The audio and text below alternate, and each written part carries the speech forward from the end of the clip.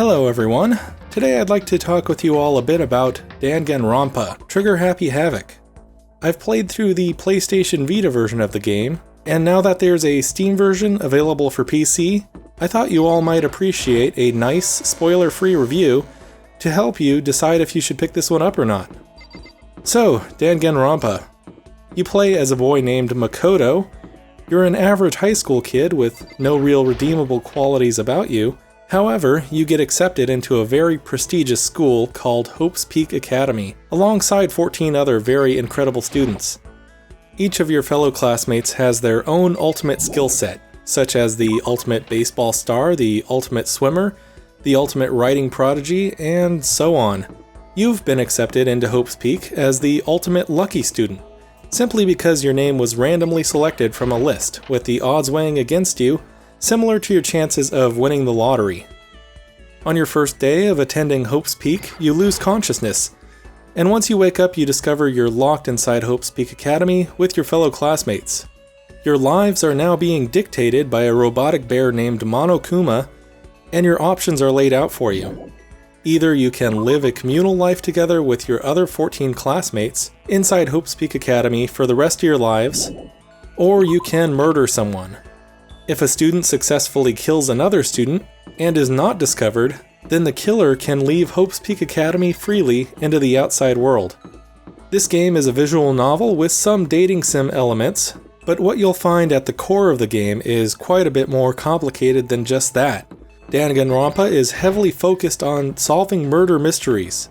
The core gameplay loop will challenge you to investigate a crime scene, take account of different characters' alibis, collect evidence to prove your case, and ultimately discover the truth and sentence the killer to death. There is a brief period of time after the trial is over where you can spend time with the other characters to learn more about them and unlock new skills to use during the next trial. But don't get too attached to your newfound friends, because your favorite character could very well be the next victim in a brutal murder. Once another murder takes place, the loop then repeats, leading to another investigation and trial. So, now that you have a broad idea of how the game is played, let me get a little more specific about how the class trials play out. After you are given all the time you need to complete your investigation, you'll be forced into a courtroom. The rules here are simple. You must debate with the other students about how exactly the murder took place. Once all the facts have been laid out, you will then select who you think did it. If you guess right, the killer is executed. However, if you guess wrong, everyone except the killer is executed, and the killer gets to walk free.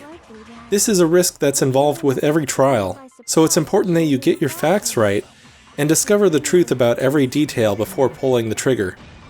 During the trial, you will be faced with a few mini-games to help illustrate your argument. You'll play Hangman, you'll assemble a manga comic strip depicting the events that took place, and you'll even play a simplified version of Dance Dance Revolution, where you have to tap a few keys to the beat.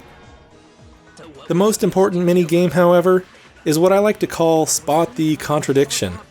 In these sections, you're provided with one or more pieces of evidence, and you're tasked with listening to your classmates recap the events that led to the murder, and look for any statements that contradict the evidence that you have on hand.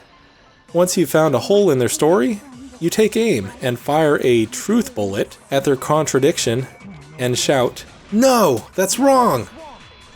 And I can't stress enough how satisfying this is. During my playthrough, I caught myself multiple times shouting out at my TV after breaking someone's statement. After successfully spotting the contradiction, Makoto will stop the dialogue and explain to everyone what he knows and how it contradicts what has been said.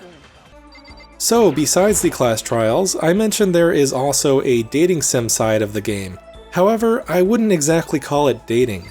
It's more of a friendship sim, since there's not really any romance to be found here. Not to mention, the game hardly gives you any time at all to spend with your favorite characters. You'll be lucky if you manage to make it through even a single character's story arc before the game is over, or said character is murdered. Thankfully, once you've finished Danganronpa, you have the option of starting a side game called School Mode, where you can freely explore all the characters' conversations that you might have missed during the main game. School Mode doesn't have any murders or class trials, Instead, you're given a little time management game where you assign tasks to everyone to either search the school for supplies or clean. The goal is to use the supplies to construct whatever Monokuma demands of you, which is usually a fancy statue of him. When you're not working on your construction project, you're given ample free time to finish listening to each character's story arc. You can spend time with the other students and learn more about their past. Eventually, each character will invite you into their dorm room to, well, tell you how great a friend you are. I mean, really, there's absolutely no romance going on here.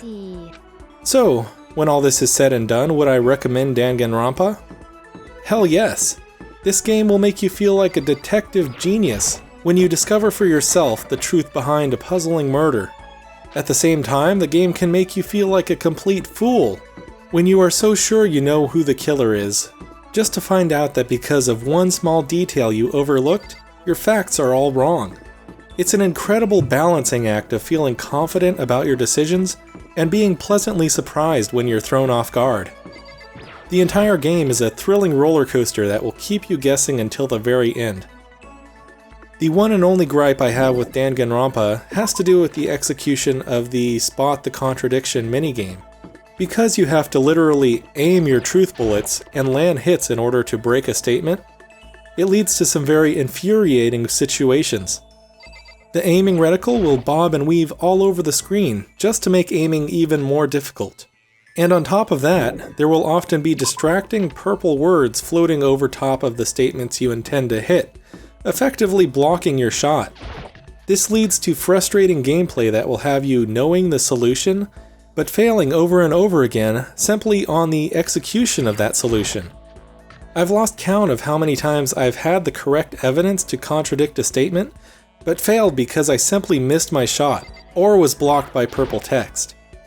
Anyway, even after screaming at my TV over and over again because of missed shots, I would still highly recommend Danganronpa. Everyone should pick this one up. It's definitely a must-play in my book. Also, before wrapping this up, I'd like to mention another visual novel that I'm heavily reminded of by Danganronpa. This is, of course, Zero Escape: Virtue's Last Reward, another very excellent game by Spike Chunsoft that's definitely worth checking out if you think you would enjoy Danganronpa. I think Zero Escape is currently only available on PS Vita, but maybe someday it will come to PC, same as Danganronpa did. Alright, well this has been my spoiler-free review of Danganronpa Trigger Happy Havoc. I tried my best to cut out and censor any text or images that might spoil the Danganronpa experience. My intention is that you go into this game fresh to get the most out of it. I really hope you all enjoyed this video and found it informative. If you did, please consider leaving a like and subscribing. I'd really appreciate it, and I'll catch you all later in the next episode.